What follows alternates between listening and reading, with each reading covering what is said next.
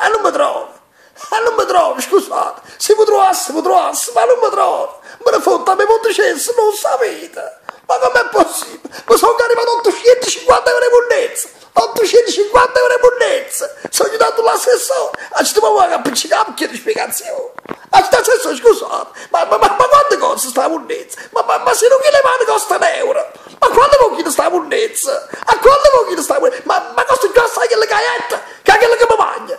Costa già assai che le cagliette? Che è quella che mi mangia? Ah, lei, Don Felice, lo sapevo, lei è un ignorante, è rimasto indietro. A me sono rimasto a rete, che significa? Adesso la monnezza non si chiama più monnezza, si chiama indifferenziata.